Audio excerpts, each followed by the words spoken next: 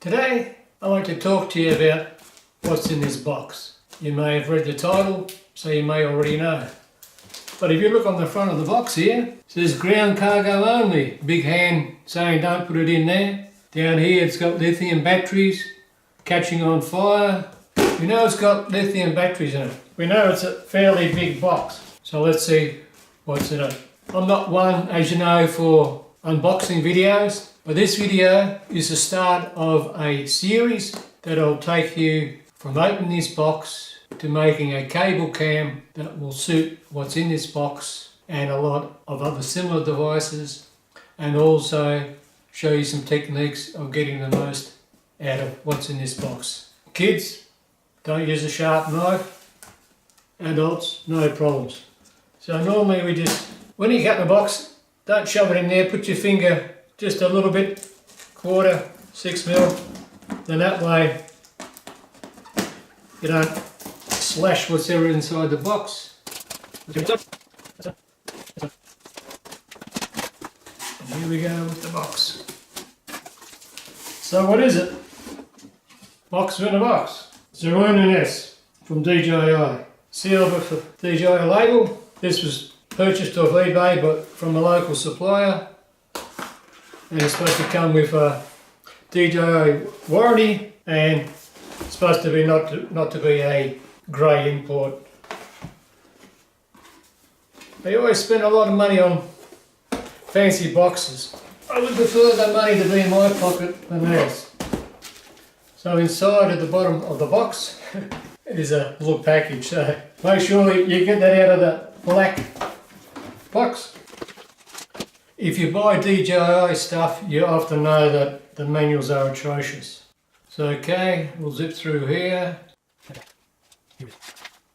So in that manual, there's only one page for safety guidelines. Then we've got in the box, lists all the components that you need. Should be the main gimbal. The battery is contained in a hand grip, so you can't get a replacement. Camera mount plate, supposed to be the Manfrotto type, but some people say that it doesn't fit the Manfrotto heads. So we'll look at that in another video and I'll show you if it does or it doesn't and how to modify it so as it does. Focus wheel, that's good for the Panasonic GH5 and S. Through the cable, you can just turn the knob and have it on manual focus and you can focus. Allen wrenches, cable hookup strap, lens support. Some of the longer lenses you'll need to support to make it not so flexible, to have a double joint so you don't get that much flex in them. There's a camera riser plate. Some lenses don't come out straight, they actually come down below the body of the camera, the base of the camera, so you need to jack it up to get your lens clear. There's an extended tripod grip, which is just a extended handle, folds out. Accessory box, we'll see what's in there.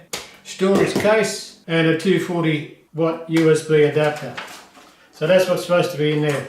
Here is the quick start guide. So we just zip through all the different languages. So on that thickness of the manual, that's all you got, 8 pages. So 8 pages on that, 1 page in that. Sometimes it pays just to cut these off, put them into the clear plastic A3 sheets, A4 sheets, and just heat shrink them on, and you can have them in your box and they'll never get lost and never get damaged, and waterproof and all that. So here's the box. I'm not a great fan of polystyrene. Yeah, everyone's great when it's new, but when it gets knocked about, this stuff starts to chip, starts to dust up, and you spill a bit of petrol on it, solvent, it'll eat right through. That's only a El Cheapo case. Then we come up to the front, got the lock on it, twist it, to unlock it. I'll have a peek first. So here we go with the contents. And here's all the components. Can you remember from the list what is supposed to be in there? I'll pull them out in order of the list. I'll go through the components as per the list. Can you remember what it was, in what order? So, first one is the gimbal. Normally when they're fitted, the gimbals are unadjusted, so as all the arms are as narrow as it can be to make the case fairly small. So when you take the arm out, she's nice and tight, Velcro tab, the Velcro tabs for travel. And the other thing too, with the polystyrene, when you push it in and out, it'll end up chipping and breaking. Here's the gimbal. You see they got a Velcro strap on it, stop it from moving around. And like I said, these arms are all set to a sort of minimum clearance position and in. So when you fit your camera, you go to put it back in, it won't fit. You have to keep readjusting it.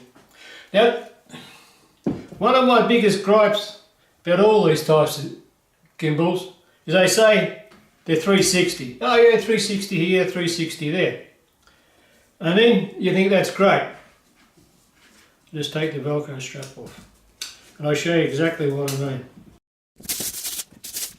As you can see, this axis, the arm, is already off to one side. So as soon as you move it this way, they are no longer 360. To me, 360 means at the extreme of all the travel, it will still spin 360. And as I show you here, it won't. So don't think you'll be able to put your camera on and put this on and put that on and then rotate it this way and that way. No, you won't be able to. Some circumstances you will, some certain lenses, certain this, certain that will stop you. As soon as they learn to make a bit more length in these arms, then you can truly say it's 360, 360, 360. The stop brackets are in the back, so the limits are on there. It's already got the focus control already connected. On the bottom is a dovetail that the hand grip fits on and you lock in place. The 6 terminals, contacts, to actually put the power into the head. Now just looking at that, all the controls are post battery. So what that means is that if you just get your multimeter, measure the voltage on those contacts, you should be able to make up your own adapter. By that I mean you would be able to put that there, mount it onto something, have a power cable running off to wherever you want the battery, like with the car mounts. So that's the gimbal. To fit the plate, slide in and lock. And the other big improvement than the opposition is it's got the slant roll motor. What that means is that when you have your camera fitted, it can only go that far and it can only go that far. So again, not 360, 360. But like I was saying with the roll motor, it's on an angle. What intrigues me is that because it's on an angle, when it's straight, if it wants to move 90 degrees, it's fairly easy. But then when you move 90 degrees, the camera can be sitting up on the angle. So the electronics and the coding will take all that into account. So if you just bent your old arm, you know, on a different type, it wouldn't work that well. So we've got that. Next on the list is the hand grip. Yep, here it is. Here's the hand grip with the dovetail. It's got screws in there. Got a little plastic cover. It's a non-replaceable battery. you have to buy all that. However, once this stuff's up, it's kaput, get your screwdriver out, pull those screws out, pull the outer shell, and you should see a series of cells in there. They should have a part number on it. Find the part number, go on eBay or some battery reclaiming place, rebuilding place, and you may be able to get a new battery done like that. So they have a 3/8 and a 1/4 24. Now they're helicoils. Helicoils is thin piece of metal and it's like a wire with a thread on it, and they're made out of steel. So you have an aluminium body and you put that in, and that saves the thread in the aluminium from wearing. It's also what you do when you stuff up the thread. And if you look at that thread in there, if you look in that top thread there, you can see the little tang. That is slack workmanship. They have failed to knock that tang off. And that could cause a problem if you're screwing it in and it fell out onto something else. It's got a nick in it and they're supposed to be snapped off like the bottom one. So the robot that built it, or the little Chinese kid, didn't do his job properly. Another silly thing about it is that to charge it, it has to be connected to the gimbal and then with the USB port in here charged up. Why they couldn't put the USB port on here and that could stay in the box and you can have this sitting on the desk getting charged up rather than all this sort of stuff, I don't know. But then it's got the indicator for the battery, nothing there at the moment. You have to charge it for a few hours when it comes, so once the video is finished I'll do that. So that just fits in the bottom of the gimbal. There's notches in there and that's what locks it in. So we put it down, slide it in and lock it. And before you get too carried away, don't start the motors without having a camera on it, because that can cause damage to the motors. And as you know, that will be very expensive to replace. Here it is on the side. Here is the mounting plate. Some designs have a rectangular piece and a taper to allow the pin to slide in. Like I said, I'll check them later and see how it works. So that's the plate itself. It's got measurements. I'll just open up the accessory pack now, and it's got the folder. There's your 1/4 20 screws, which is your standard tripod mount. First thing you'll notice is that they're captive, so that means it's undercut here. It's got a slight tapped hole in there. You screw that in first, that in, and down it goes. You fit that to your camera. There's an arrow on the front, so that's the direction your lens fits. Okay, again, if it's at the front, okay. So that's as far back, basically just up to there. So it's flush, it will fit. Got the pin to stop it from going any further forward. Let's spin it around this way. Okay. Alright, the stop will stop that from hitting.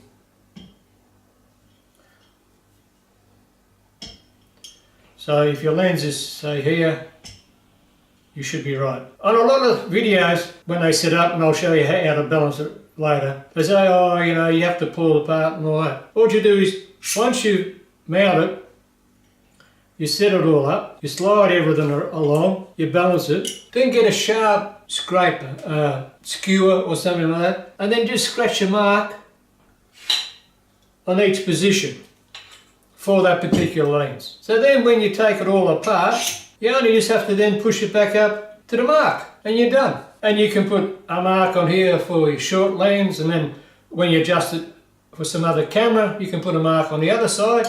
So for one camera, they're all on one side. For another camera, they're all on another. For a different lens, it might be on the bottom of here, or the right side of the motor. For another lens, it might be the left side. So that should take your setup time down to seconds. Put it on, slide it in. So when you do get it out of the case, you pull it out, put it on, slide it up, and it's done. I just noticed there, I've got a marker, and it doesn't go any further than there. So it's only going up to 7.7, so it doesn't go up to 9. Now they wasted a bit of paint there. I might as well check this travel. Okay, they've got 0. That indicator goes 3, past 0 to 2.8. So that's a trouble there. Another silly thing they've done is on this axis, they put the ruler on this edge. But on these two axes, or axes, they have put it on the top. And you may say, so what? Well, when you put your camera on, your camera will be sitting in front of that and above that. So if they had put the measurements on the outside, they still could have left on the inside. It then would have aided too. So these are just simple, silly mistakes that they make. Now I'll get out the extended grip tripod. So it's got a quarter screw in there, plastic mount, plastic grip, aluminium, not plastic, seems steady enough. So when you come to balance your camera, if you've got a tripod, you can put it on there. If you haven't got a tripod, just connect it, and there it is. Now, okay, you need to then finally turn it a bit to make it. Now, let's see how stable it is.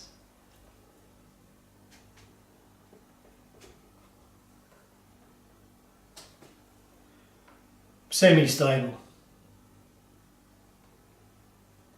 So with this moving around, depending on the speed,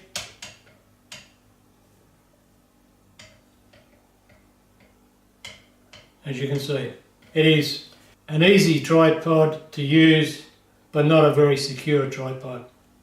So if you had a bit of wind, let's just say, or unstable surface, put it on a rock, and you're going to time lapse the ocean coming in, just be very careful. So we'll just slide this up here, like that, like that. Now how you use that tripod is that, okay, let's see where the balance point is on the system. It's still back here. So around about here is the balance point out of camera. So that means that if you held it here, you would get the weight counterbalancing and you would find it easier. If you find it here, hold it here, it's like you're trying to hold your arms out straight and grab yourself a can of fruit or something out of the pantry and hold it here for 10 minutes and hold it out here for 10 minutes. It's the same weight, but it's going to get a lot heavier out there. So this is where they say it's one-handed, but the samurai sword method is good to help your muscles during the day. So here would probably be easier, but finger controls are operating there. I'll come to the controls in another video when it's all charged up. Here's the charger, just normal wall socket type, and it was 24 watts. It's one unit for this country, so it hasn't got a slide-on adapter, so each country will have its own sort of box. So if you buy one from China, you will not get this type of connector, you'll get the Chinese type or whatever. So we need that. 3 screws in case you lose one. This is a cover. There is the focus already screwed together, mounted there. So you would take that off and put the cover on to stop dirt and rubbish from getting in. M4 screws, countersunk. They're what fits in there. So those two go for the cover. And there's your 2 Allen keys. So they were just in the bottom there. There's the lens support. Gee, there's a riser plate. I thought it would have been a bit bigger. It's got 2 helicoils on the front, or in here. So they're quarter. So you need another screw. You need to put 2 screws in, and that will fit in that last hole. And that's to raise up. And the 3rd screw is for inside the riser plate. So there's no spares. That's what they're for. I believe this little knob, thumb screw, fits on the front for your lenses to balance, like I mentioned before. And this is just the other compartment for the cables. One's got Velcro on it, one's just got a rubber band. This is your charging cable, fits into there and fits into the USB port here and charge up. So that will be going on next. Camera control cables. With the Panasonic GH5 you can control it and use the focus, etc. by fitting it to the there it is. That's a little plug on there. So that's the controller. Take it, the name goes. Again, you have a little part number there, MCC8, and then you have a large display there, and you would think they would put an arrow on it, but no, it's a small MCC8 that fits in, so it goes in that way. I always like to get a white tyre marking pen, the paint pen, and I put little daubs of paint. I also write on the charger what it's for, and also the lead what it's for. Why? In a year, 6 months, you've got all this gear, and there's 4,000 of these and 2,000 of those, and it's a bit difficult to remember. The other cable in there is an infrared sender. So if you've got the old remotes that your camera could be controlled by a remote, and you can press the buttons on the remote and it sends it across, rather than the Wi-Fi that I'm using here. I think it's for Sony and that type, so you have to check the compatibility of what's there, what camera there is, but that's what that's for. But it's fairly stiff, bendable wire, so you fit that on and you line it up. I personally would like to see maybe a little slide out plastic tube. If you could get a bit of black heat shrink, but don't heat shrink it, just a tight one, fit it on, so that would come up to your camera there, and then the black tape tube heat shrink would touch your camera, and so there'll be no light. So if you tilt it up towards the sun, it would still work. So that's what that cable is there for. I'm not quite sure what these M4s are for, maybe for other accessories. That's the boxing, or the unboxing. That's what you get for $1,100. Is it worth it? I've got a crane, I've got an Osmo, and we'll do a shootout between those three some other time. But I've got a GH5 and it didn't fit on the crane that well, so I've gone $300–400 dearer for something I hope will be a lot better. But in the end, I shall be mounting this on a cable cam, which I've yet to build and design, and then we'll be seeing what sort of videos we can get with that. This is a series from getting these handheld 3-axis gimbal stabilizers onto a cable cam, and that will be a long series of videos. If you've got questions, if you subscribe, I will answer them. If you can't be bothered subscribing, I can't be bothered answering. Simple as that. I've got other things to do. And as always, thanks for watching.